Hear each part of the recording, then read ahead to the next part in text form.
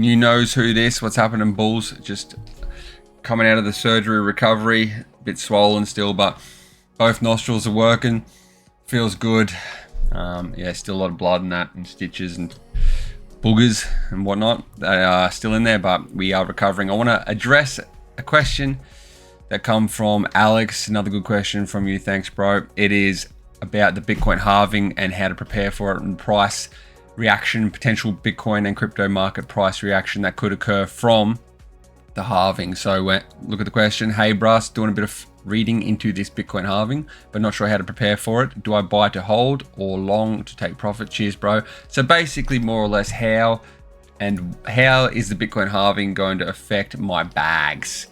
And then a little bit, we'll talk a little bit about what it is, and I just want to talk about it doesn't really affect your bag. So the halving has been a mainstay in crypto narrative land for a long time. Obviously, it happens around about every 4 years. There is a reason why it happens every 4 years. It was not a coincidence from Satoshi Nakamoto. There's a lot of things that happen every 4 years. US presidential elections, macroeconomic cycles. There are a few things that line interest rate cycles. Lots of things happen in 4 year periods, and that has definitely benefited the halving narrative. Also, as the halving narrative shrinks, there are less and less Bitcoin coming into circulation. We'll talk about halving just in case you're not unsure. So this is on Forbes. I just thought I'd, obviously, you'd think they'd be able to explain it better than me, but I wanted to show you a decentralized network of validators verifies all Bitcoin transactions in a process called mining. They are paid 6.25 BTC when they are the first to verify a block of transactions using complex mathematics to add it to the blockchain, Bitcoin blockchain, as part of the proof of work mechanisms. At the current price, 6.25 Bitcoin is worth blah, blah, blah, blah, blah. The blocks are mined every 10 minutes. So in a day, after all these blocks are mined, you end up with about 900 new Bitcoins. That's today. That's in this current 4 year mining cycle. So you're getting about 900 new Bitcoins coming into circulation. So remember that. 900 new coming into the day. After the halving occurs, there will be 450 new Bitcoins on average coming into circulation every day. So I'm not sure how we're going to draw this, but we're just going to draw this. You got 900 coming into circulation. Let's just say we've got this big marketplace. Some big marketplace where people are buying and selling, and it's full of supply and demand. All right, so all these people are bidding. I'll buy this. Well, there's not many of them. I'll buy it for more. I'll buy it for less. Supply and demand. That's what generates the price. More buyers, price goes up. More sellers, price goes down. You know what it's like. I'm sure you've experienced it in some sort of, even on Facebook Marketplace or something like that, trying to sell something. If everyone's selling it, people will take less for it. So 900 new Bitcoin are coming into this marketplace every day on average. Obviously, the miners sometimes are going to hold onto the Bitcoin. They're not going to just sell it daily, but they do sell a lot of it. It's definitely correlated. They sell a lot of it because they're going to pay for the costs, etc.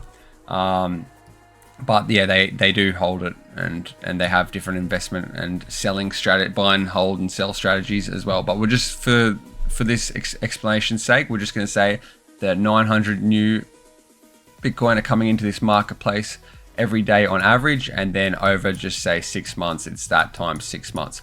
Now after the halving, it's going to be 450 coming into this marketplace.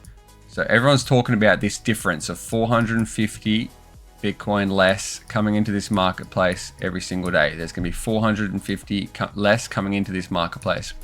So if there's 450 less to buy, then these people, instead of getting it from the, buying it straight from the truck that backs up and dumps the 450 into this marketplace every day, they got to buy it from each other.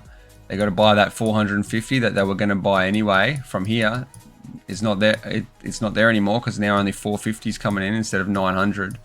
So instead of 2 truckloads of 450 dumping into the marketplace every day, there's just going to be the 1 truckload of 450 Bitcoins coming into the marketplace. So all the people that were buying 450 off this are going to be buying it off each other and paying higher prices for this Bitcoin. Okay, so you got this pretty crazy demand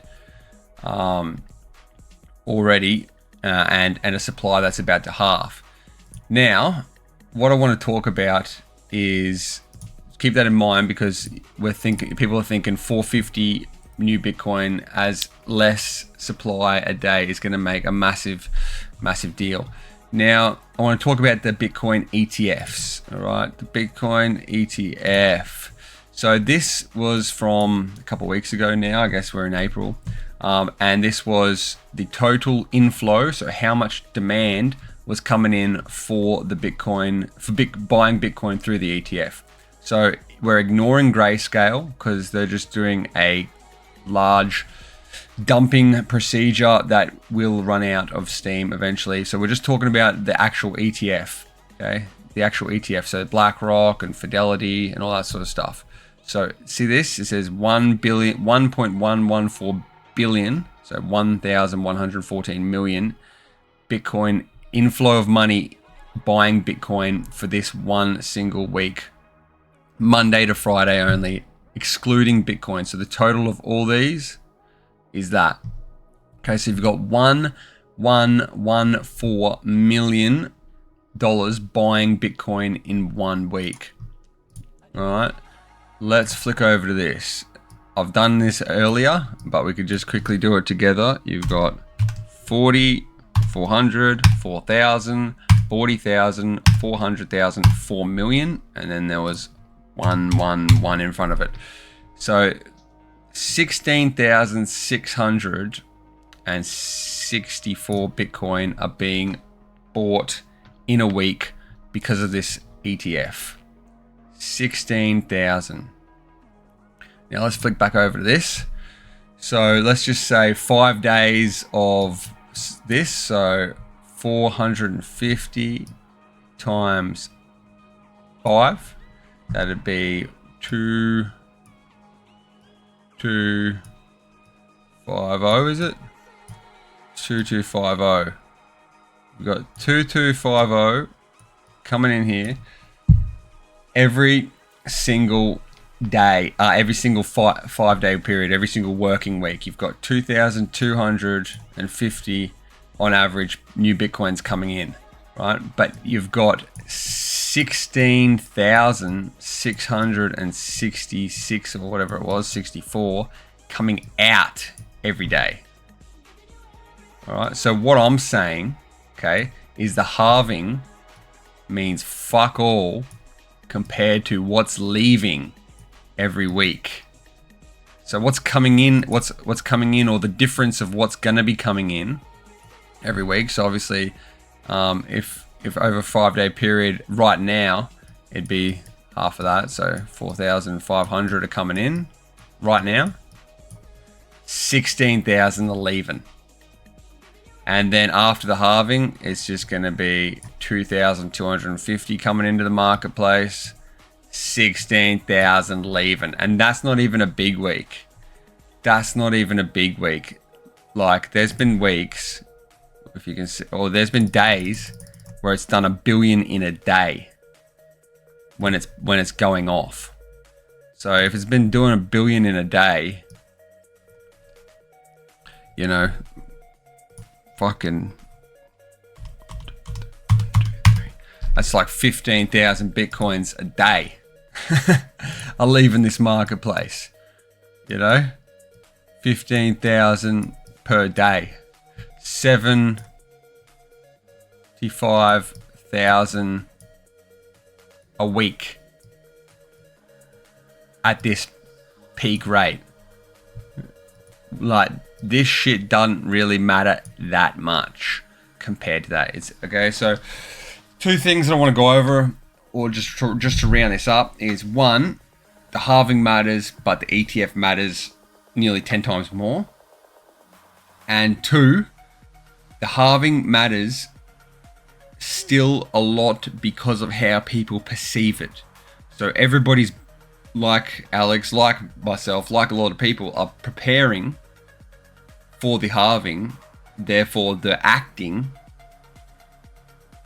like before the halving, therefore they're causing price to change because they're preparing for the halving. Let's just say, oh, I know the halving is coming, I'm going to buy a bunch of Bitcoin right now. That's going to help with push the price up. If everybody's doing that, they're doing it just because something's going to happen, not necessarily because it's happening.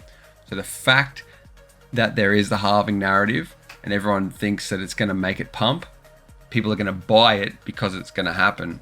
And then just the people knowing that the halving is going to happen is going to make the price pump. So if the actual halving wasn't powerful enough, the narrative of the halving is probably more powerful than the actual halving itself.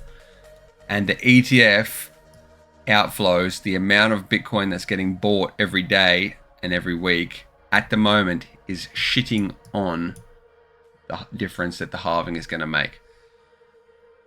Cool. If you've hung around that long, I hope that explains something good.